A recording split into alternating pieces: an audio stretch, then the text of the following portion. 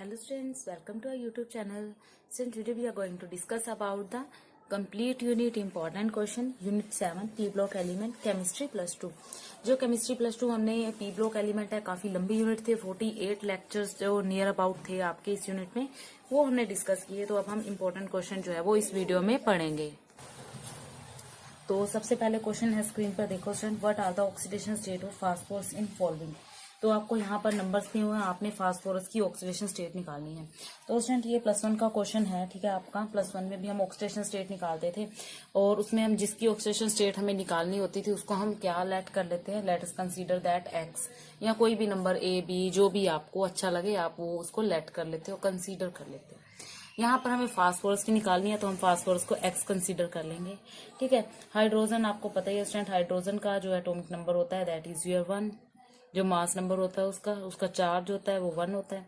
तो 1 × 3 कर देंगे स्टूडेंट यहाँ पर, ठीक है। 1 × 3 क्यों किया, क्योंकि ये 3 है ना ऐसे से, प्लस जो हमने निकालना है उसको हम मान लेते हैं x, प्लस ऑक्सीजन के 3 मॉलिक्यूल है और एक के ऊपर चार्ज होता है -2 का। तो इसको सोल्व करो स्टूडेंट, 3 + x - 6, तो ये क्या आ जाएगा, इज इक्वल टू 0 के इक्वल आ जाएगा, ठीक है। और यहाँ पर आपका x - 3 इज इक्वल टू 0 आ जाएगा और x क्या आ जाएगा 3। तो यहाँ पर आपका जो फास्फोरस है वो कितना ऑक्सीडेशन नंबर स्टेट शो करता है, वो करता है आपका 3 शो करता है स्टूडेंट, ठीक है। तो इसी तरह से आपने सारे निकालने हैं, बहुत इजी है स्टूडेंट। यहाँ पर देखो p का निकालना है तो इसको x मान लेंगे, तो x प्लस Cl कितने हैं 3, और एक Cl के ऊपर चार्ज कितना होता है -1 का, तो ये क्या इज इक्वल टू को आ जाएगा 0। तो अगली लाइन में लिखेंगे x - 3 is equal to 0 and x is equal to 3।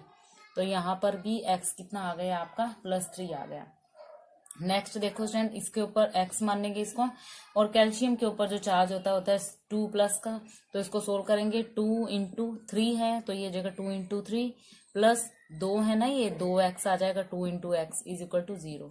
तो ये हो जाएगा स्टूडेंट आपका 6 + 2x इज इक्वल टू 0, या फिर क्या कह सकते हो उसको, x इज इक्वल टू 6/2। तो सोल्व करके ये भी कितना आ गया स्टूडेंट, 3 आ गया। तो मोस्टली जो यहाँ पर फास्फोरस है वो क्या निकल रही है, ऑक्सीडेशन स्टेट 3 ही निकल रही है, ठीक है। अगले वाले में देखो Na के ऊपर चार्ज होता है +1 का, ठीक है। O के ऊपर तुम्हें पता -2 का, तो इसको x मान लेंगे।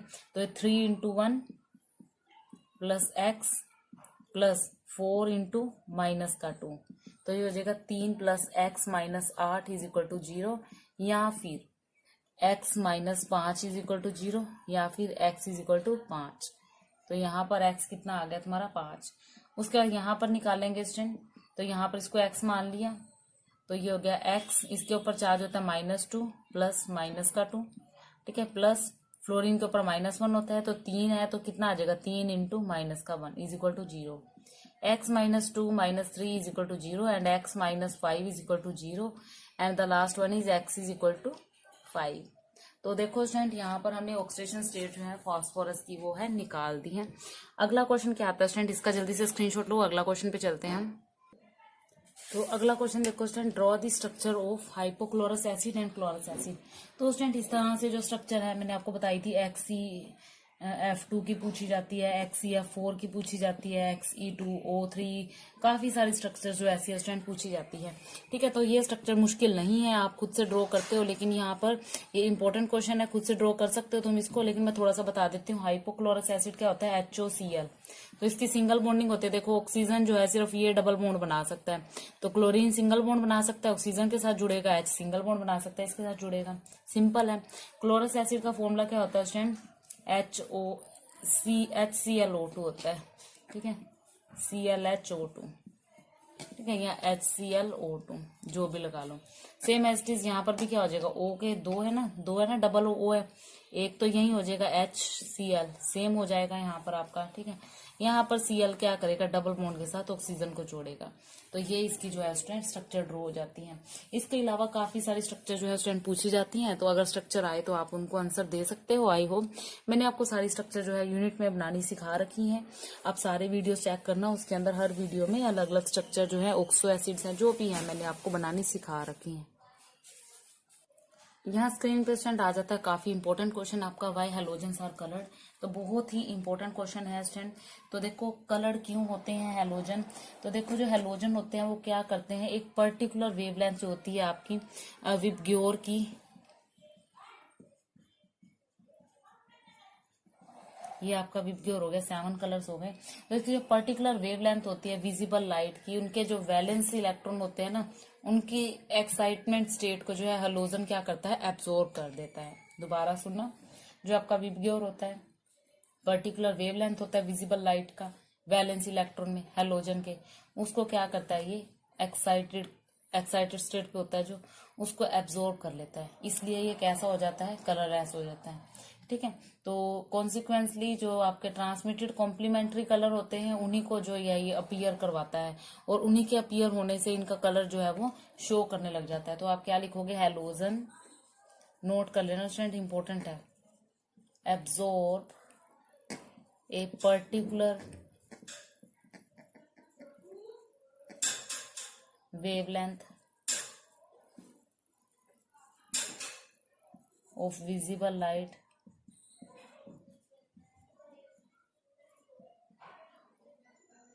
and their valence electron get excited. Consequently, they transmit complementary color। ठीक है, इसलिए क्या शो करते हैं स्टूडेंट, कलर की प्रॉपर्टी को शो करते हैं। स्टूडेंट आगे ना एक क्वेश्चन पूछा हुआ था, what is the basicity of, note कर लेना। ठीक है, मैं यहाँ डायरेक्ट लिख देती हूँ। क्वेश्चन पूछा हुआ था कि find the basicity of H3PO4। ठीक है, H3PO4 की बेसिसिटी निकालनी है। तो बेसिसिटी होती है स्टूडेंट, कितने OH लगे हुए हैं मैंने आपको बता रखा है, उसको बेसिसिटी कहते हैं। तो P देखो फास्फोरस, इसके साथ एक ऑक्सीजन डबल बॉन्ड से लगा हुआ है, बाकी जो है वो OH की तरह लगे हुए हैं। ये स्ट्रक्चर हमने जो है बना रखी है, इसको क्या बोलते हैं, ऑर्थोफॉस्फोरिक एसिड बोलते हैं। ये क्या है स्टूडेंट, ऑर्थोफॉस्फोरिक एसिड है। ठीक है, तो मैंने जब फॉस्फोरिक एसिड के जो ऑक्सो एसिड कराए थे तब मैंने बताया था इसका। तो ये इसकी स्ट्रक्चर निकल के आई स्टूडेंट। तो यहाँ पर 3 OH लगे हुए हैं, है ना, 3 OH लगे हुए हैं यहाँ पर, इसलिए इसकी बेसिसिटी कितनी होगी, इसकी बेसिसिटी होगी 3। ठीक है, तो 3 बेसिसिटी इसकी हो गई। इसी के अलावा स्टूडेंट NO2 जो है वो डाइमराइज क्यों नहीं करता, ये क्वेश्चन भी काफी बार पूछा गया है। तो यहाँ पर मैं आपका यहाँ पर लिखवा रही हूँ, वाई NO2 डाइमराइज। तो देखो स्टूडेंट, जो NO2 होता है ना, ये एक ओड नंबर वैलेंस इलेक्ट्रॉन है इसके पास। वैलेंस इलेक्ट्रॉन इसके कितने हैं, 5 हैं। सबको पता है कि नाइट्रोजन के पास कितने वैलेंस इलेक्ट्रॉन होते हैं, 5। तो ये एक ओड नंबर है आपका स्टूडेंट। तो ये बिहेव कैसा करता है, टिपिकली ओड मॉलिक्यूल की तरह। ठीक है, कैसा बिहेव करता है, ओड मॉलिक्यूल की तरह। नाइट्रोजन हो गया, O2 लगा दिए, 1 2 3 4 5, ये हो गया।